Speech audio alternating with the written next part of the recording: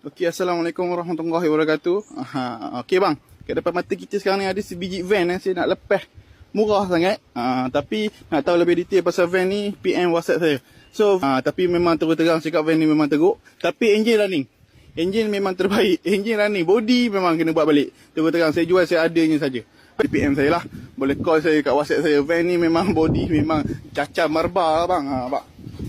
Tak. Tapi van engine running, engine TikTok. Nak angkat barang, van Mitsubishi dalam berkemas. Jom saya tunjuk. Tak adalah nak katakan kemas betul tapi van running lah, boleh pakai bawa pergi kebun, bawa ke kerja, bawa pergi dalam kampung boleh, tak ada masalah. Seat complete. Boleh masuk 1 2 5 7 10 orang boleh naik van ni. 10 orang boleh naik, tak ada masalah. Van engine running. Minat boleh PM saya untuk lebih detail lah. Sini tengok sikit belah sini. Cantik ni. Body van ni memang keras. Siapa tahu van ni memang keras. Kalau mahal, abang-abang akak-akak abaikan. Kalau berminat PM saya, okey? Kalau mahal abaikan. Kalau berminat PM saya. Untuk lebih detail lepas van saya jual seadanya. Macam mana abang-abang akak tengok van ni sekarang, macam itulah saya jual. Saya tak ada usik apa-apa pun. Okey. Assalamualaikum warahmatullahi wabarakatuh. Lupa lagi satu van ni 1.6 1.6 tak silap saya. Van 1.6. Engine running, tak ada masalah. Call nombor dekat atas. Sekian, layan. Okey, Assalamualaikum warahmatullahi wabarakatuh. Okey bang, kat depan mata kita sekarang ni ada sebiji van saya nak lepas. Murah sangat. Tapi nak tahu lebih detail pasal van ni, PM WhatsApp saya. So, tapi memang terus terang cakap van ni memang teruk. Tapi engine running. Engine memang terbaik. Engine running. Body memang kena buat balik. Terus terang saya jual seadanya saja. PM saya lah.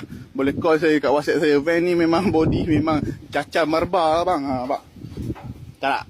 Tapi van engine running. Engine TikTok. Nak angkat barang. Van Mitsubishi dalam berkemas. Jom saya tunjuk. Tak adalah nak katakan kemas betul tapi van running lah, boleh pakai bawa pergi kebun, bawa ke kerja, bawa pergi dalam kampung boleh, tak ada masalah. Seat complete. Boleh masuk 1 2 5 7 10 orang boleh naik van ni. 10 orang boleh naik, tak ada masalah. Van engine running. Minat boleh PM saya untuk lebih detail lah. Sini tengok sikit belah sini. Cantik ni. Body van ni memang keras. Siapa tahu van ni memang keras. Kalau mahal, abang-abang akak-akak abaikan.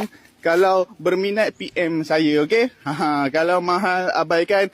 Kalau berminat PM saya. Untuk lebih detail lepas van saya jual seadanya. Macam mana abang-abang akak tengok van ni sekarang, macam itulah saya jual.